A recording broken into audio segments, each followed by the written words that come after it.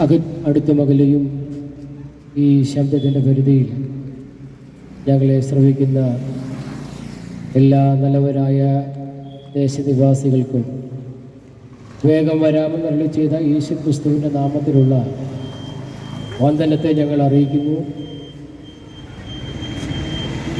കർത്താവായ യേശുക്രിസ്തുവിൻ്റെ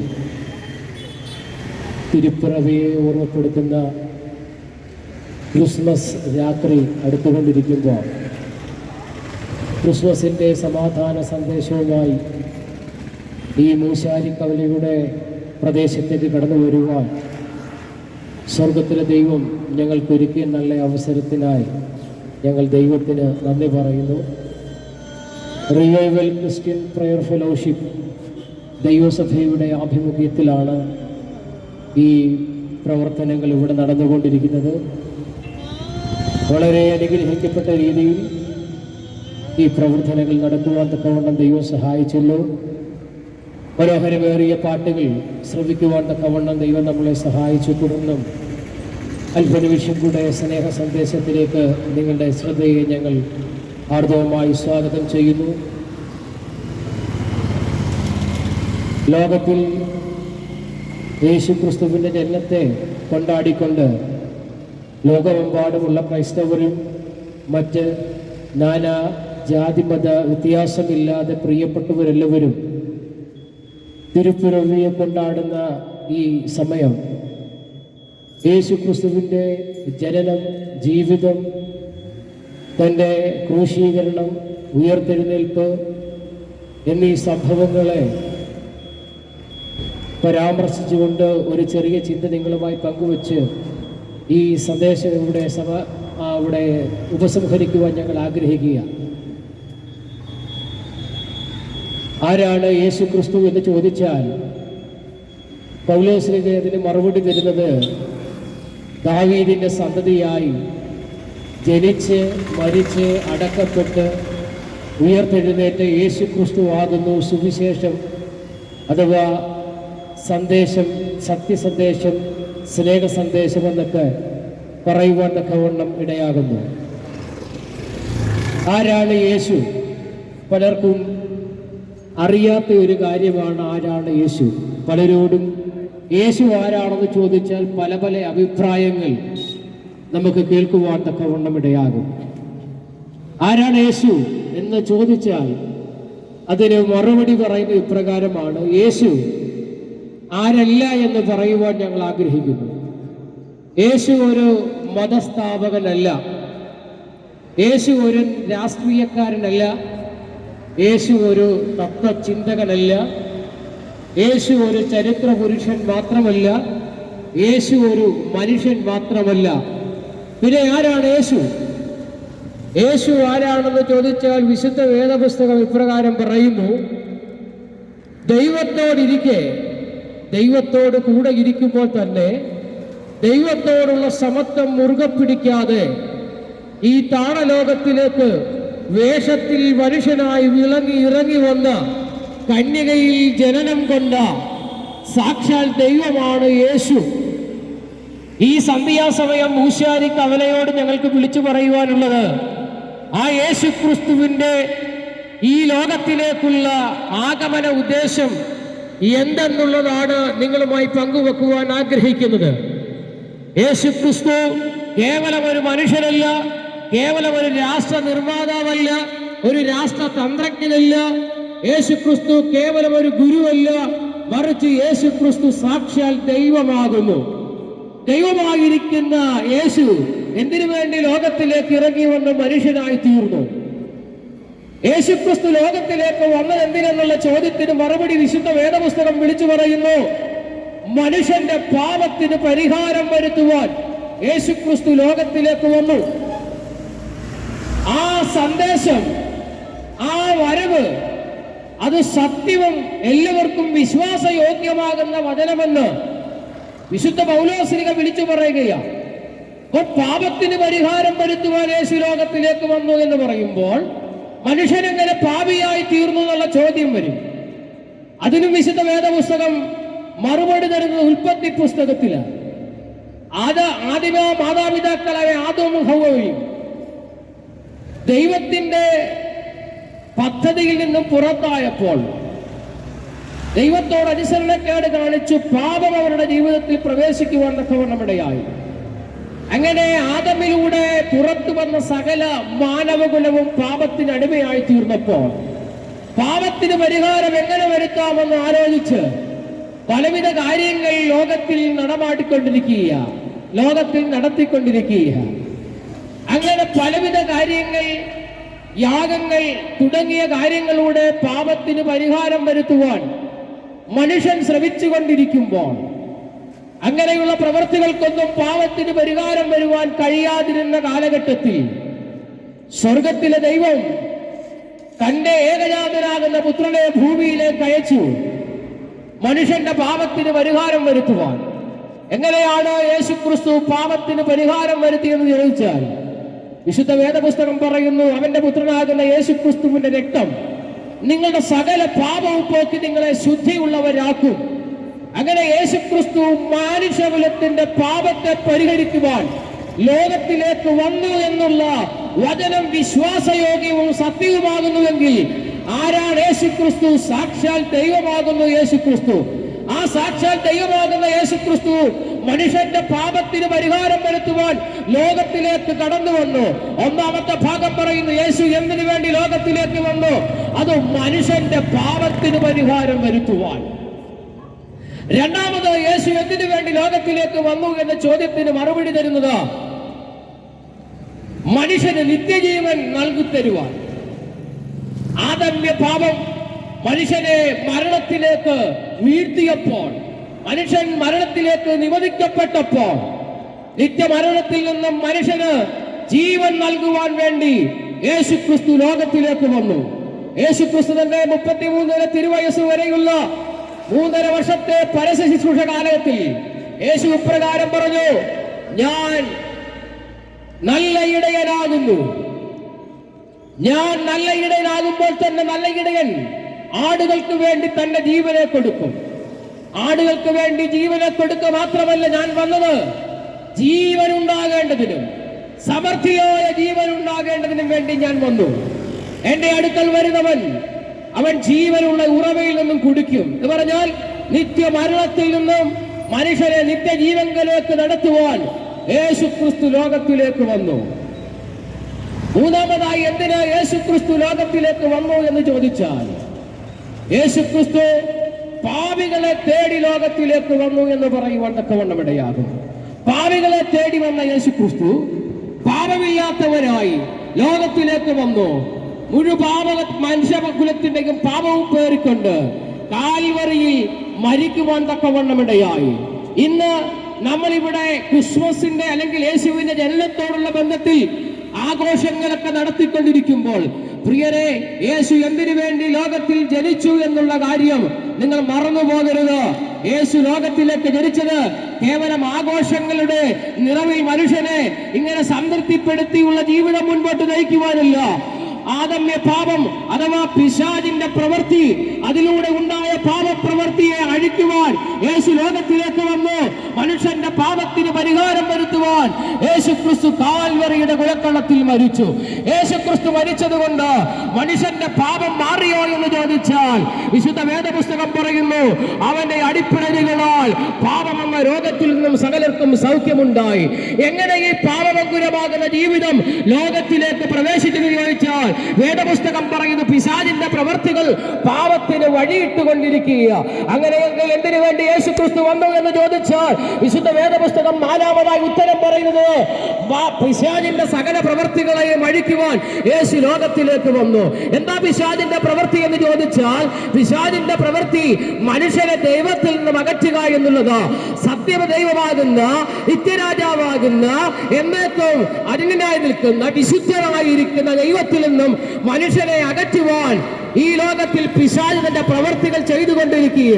അങ്ങനെയെങ്കിൽ പിശാചിന്റെ സകല പ്രവൃത്തികളെയും അഴിക്കുവാൻ യേശു ലോകത്തിലേക്ക് വന്നു. ആ ലോകത്തിലേക്ക് വന്ന ക്രിസ്തുവിന്റെ പ്രവൃത്തി പ്രവൃത്തി ഇന്നും നടന്നുകൊണ്ടിരിക്കുന്നു എന്ന് പറഞ്ഞാൽ പിശാച് തന്നെ പ്രവൃത്തി ചെയ്യുന്നതോടൊപ്പം തന്നെ യേശുക്രിസ്തു തന്റെ പ്രവൃത്തിയിലൂടെ ആ പിശാചിന്റെ പ്രവൃത്തികളെ അഴിച്ചുകൊണ്ടിരിക്കുന്നു. അപ്പോൾ ചോദിക്കാം, എങ്ങനെയാ പിശാചിന്റെ പ്രവൃത്തി അഴിഞ്ഞു എന്ന് നമുക്ക് മനസ്സിലാകുന്നു? പ്രിയരെ, പിശാചിന്റെ പ്രവൃത്തി എങ്ങനെ അഴിഞ്ഞു എന്ന് ചോദിച്ചാൽ അതിന് ഉത്തമ സാക്ഷികളാണ് ഞങ്ങൾ. ഒരു കാലഘട്ടത്തിൽ പിശാചിന്റെ പ്രവൃത്തിയാകുന്ന ഇരുട്ടിന്റെ പ്രവൃത്തികൾക്ക് ഞങ്ങൾ അടിമകളായിരുന്നു. ഇരുട്ടിന്റെ അധിപനാകുന്ന പിശാചിന് അടിമയായിരുന്നു. ഇരുട്ടിന്റെ പ്രവൃത്തികൾ എന്ന് പറഞ്ഞാൽ മനുഷ്യന് ഒരു കാരണവശാലും അംഗീകരിക്കുവാൻ കഴിയാത്ത, മനുഷ്യ മനസാക്ഷിയെ ഞെട്ടിക്കുന്ന തരത്തിലുള്ള പ്രവൃത്തികൾ ചെയ്തുകൊണ്ടിരിക്കുന്നത് എല്ലാം പിശാചിന്റെ പ്രവൃത്തിയാ.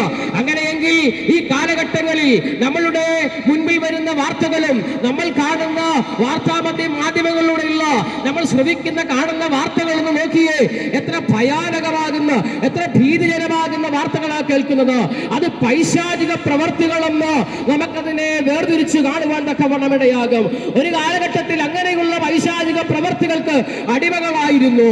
നമുക്കറിയാം, ഈ കാലഘട്ടങ്ങളിലെ കടന്നു വരുന്ന വാർത്തകളിലൂടെ പുറത്തു വരുന്ന സംഭവങ്ങളുടെ പിന്നിൽ നമ്മൾ ഒന്ന് പരിശോധിച്ചാൽ ക്രൈം റേറ്റുകളുടെ അതിന്റെ അവസാനത്തിൽ പോലീസുകാർ പറയുന്ന ഒരു കാര്യമുണ്ട്. ആ കൃത്യം ചെയ്യുമ്പോൾ പ്രതി മദ്യലഹരിയിലായിരുന്നു, അല്ലെങ്കിൽ മദ്യത്തിനും മയക്കുമരുന്നിനുമൊക്കെ അടിമയായി തീർന്നതിന്റെ ഭാഗമായാണ് അദ്ദേഹം ആ നീചകൃത്യം ചെയ്തതെന്ന് പറയുവാൻ തക്കവണ്ണമിടയാകും. എന്ന് പറഞ്ഞാൽ ആ വ്യക്തി പൈശാചികന്റെ പിടിയിൽ അകപ്പെട്ടിരുന്നു. അവനെ നിയന്ത്രിച്ചത് പിശാചായിരുന്നു. അവന്റെ മേൽ നിന്നും ആ പൈശാചികന്റെ പ്രവൃത്തിയെ അഴിക്കുവാനത്രേ യേശുക്രിസ്തു വന്നത്. ഇതുപോലെയുള്ള വാർത്തകൾ കേൾക്കുമ്പോൾ ഞങ്ങളുടെ പോയ കാലത്തെ ഓർക്കുവാൻ തക്കവണ്ണമിടയായി. എന്ന് പറഞ്ഞാൽ മദ്യത്തിനും മയക്കുമരുന്നിനും അടിമകളായി ലോകസുഖത്തിന് പിന്നാലെ ഓടി പല ഇസത്തിലും പല പ്രത്യയ ശാസ്ത്രത്തിലും വിശ്വസിച്ച് ലോകത്തിൽ അതെല്ലാം കീഴ്മേൽ മറിക്കുന്ന ഒരു വലിയ ആയുധമെന്ന് കരുതി അതിനുവേണ്ടി ഓടിയ കാലഘട്ടങ്ങൾ, അമ്മയെന്നാരെന്നറിയാതെ അപ്പനാരാണെന്നറിയാതെ എന്ന് പറഞ്ഞാൽ അവരെ പോലും തിരിച്ചറിയുവാൻ കഴിയാത്ത അപബോധ മനസ്സിന് അടിമകളായിക്കൊണ്ട് ലോകത്തിൽ ഓടിയൊരു കാലഘട്ടം. അങ്ങനെ ഓടിയ കാലഘട്ടത്തിൽ ഞങ്ങളുടെ നല്ല യൗവനങ്ങൾ നഷ്ടമായി. ഞങ്ങളുടെ മാതാപിതാക്കൾ ഞങ്ങൾ നകലുവാൻ തക്കവണ്ണമിടയായി. ഞങ്ങളുടെ സഹോദരങ്ങൾക്ക് നല്ല സഹോദരന്മാരായി തീരുവാൻ കഴിയാതെ, ഞങ്ങളുടെ നല്ല അയൽപ്പക്കക്കാർക്ക് നല്ല അയൽപ്പക്കക്കാരനായി മാറുവാൻ കഴിയാതെ, അയൽപ്പക്കക്കാരന്റെ സ്വസ്ഥതയെ നശിപ്പിച്ച് ഞങ്ങളുടെ സന്തോഷം കണ്ടെത്തിയ ഒരു പൈശാചിക ജീവിതം ഞങ്ങളുടെ പിന്നാമ്പുറത്തുണ്ടായിരുന്നു. ആ കാലഘട്ടത്തിൽ ആർക്കും ഞങ്ങളെ രക്ഷിക്കുവാൻ കഴിഞ്ഞില്ല. ഞങ്ങൾ വിചാരിച്ചു, ഞങ്ങൾ വിശ്വസിക്കുന്ന ഈസങ്ങളും പ്രത്യയ ശാസ്ത്രങ്ങളും ഞങ്ങൾക്ക് വിടുതൽ നൽകുവാൻ തക്കവണ്ണമിടയാകും. എന്നാൽ കേൾക്കണേ പ്രിയരെ, ഞങ്ങൾ വിശ്വസിച്ച ഈസവും ഞങ്ങൾ വിശ്വസിച്ച പ്രത്യയ ശാസ്ത്രവും എല്ലാം പരാജയപ്പെടുവാൻ തക്കവണ്ണമിടയായി.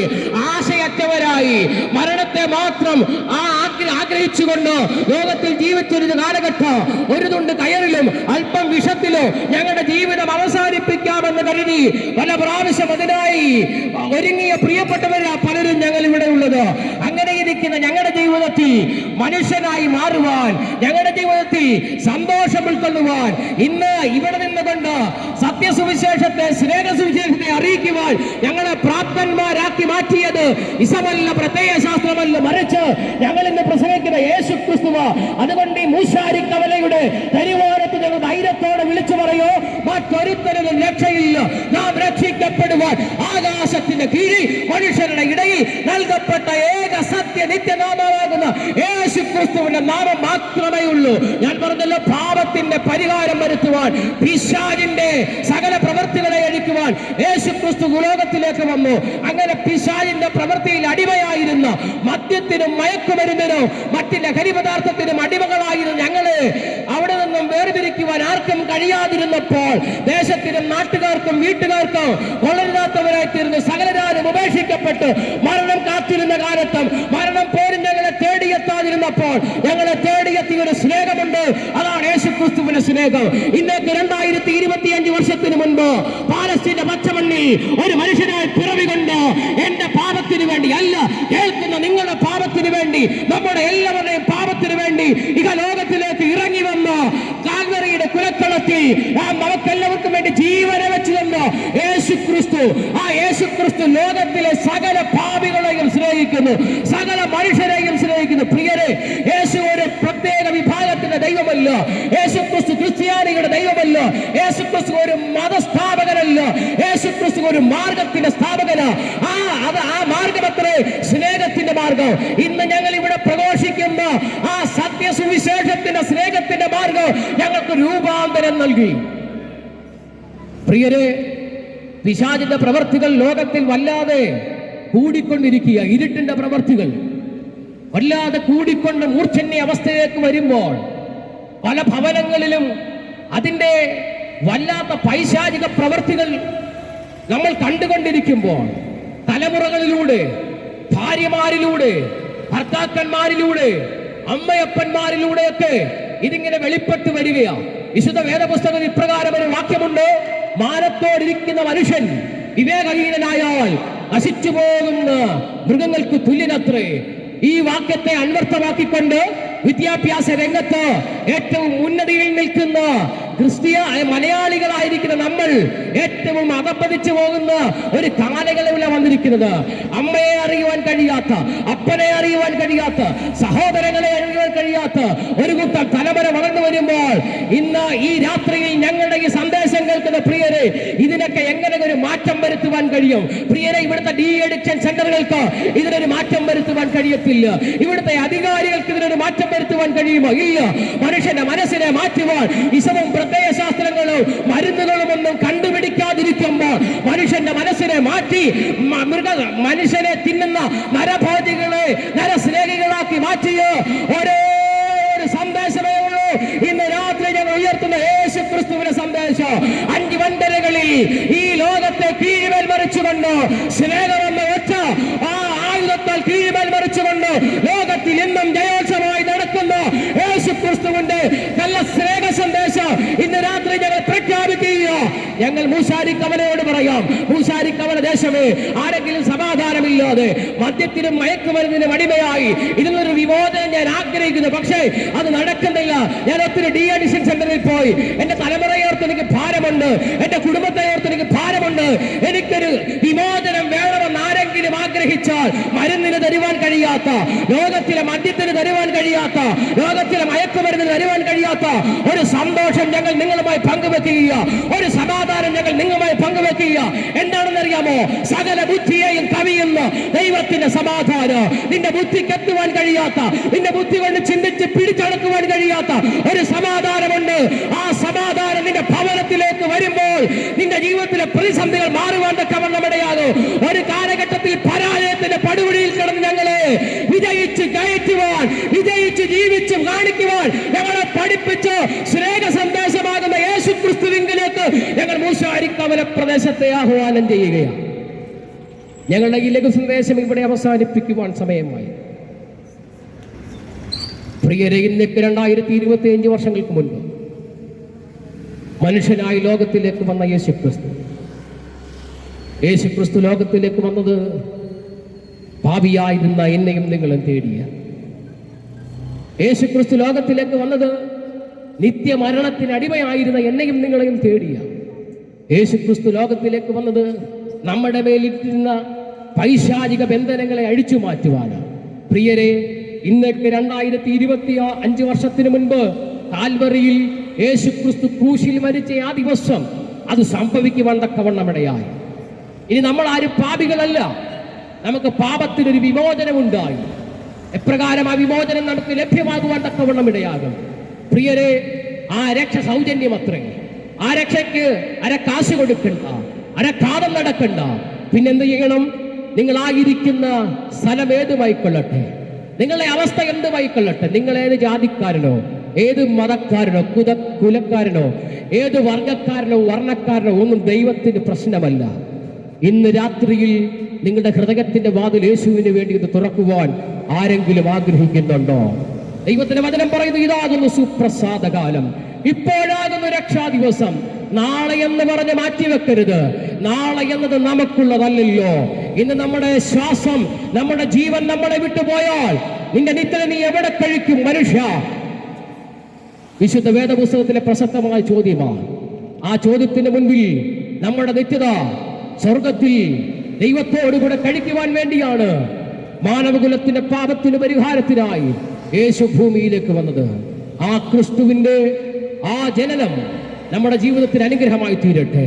നമ്മൾ ആ ജനനം ആഘോഷിക്കുമ്പോൾ കേവലം ആഘോഷമായി നിൽക്കുവാൻ മാത്രമല്ല, നമ്മളുടെ ജീവിതത്തിൽ നിത്യജീവൻ ഉണ്ടാകേണ്ടതിന്, സമൃദ്ധിയായ ജീവൻ ഉണ്ടാകേണ്ടതിന്, നിത്യമരണത്തിൽ നിന്ന് ഒരു വിടുതലിന് വേണ്ടി പിശാചിന്റെ പ്രവർത്തികൾ ഭവനങ്ങളിൽ നിന്ന് വഴിഞ്ഞു മാറുവാൻ യേശുവിനെ രക്ഷകനായി ആരൊക്കെ സ്വീകരിക്കും? ഇന്ന് വിശുദ്ധ പകൽക്കാലം ഈ സമയം ദൈവത്തിന്റെ വചനം പറയുന്നു, അങ്ങനെ സ്വീകരിക്കുന്നവന്റെ ഭവനത്തിൽ ഇന്ന് രക്ഷ വന്നിരിക്കുക.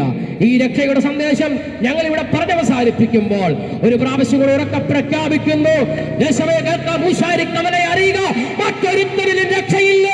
നാം രക്ഷിക്കപ്പെടുവാൻ ആകാശത്തിന് കീഴിൽ മനുഷ്യരുടെ ഇടയിൽ നൽകപ്പെട്ട ഒരേ ഒരു നാമം, ഏക സത്യ നിത്യദൈവമാകുന്ന യേശുക്രിസ്തുവിന്റെ നാമം.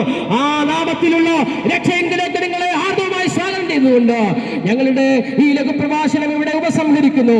ഇത്രത്തോളം സമയം സ്നേഹത്തോടെ, ക്ഷമയോടെ ഈ ശബ്ദത്തിന്റെ പരിധിയിൽ ഞങ്ങളെ ശ്രമിച്ച് എല്ലാ നല്ലവരാകുന്ന ദേശനിവാസികളോട് നന്ദിയും വന്ദനവും അറിയിക്കുന്ന ദൈവം നമ്മളെല്ലാവരെയും അനുഗ്രഹിക്കുമാറാകട്ടെ.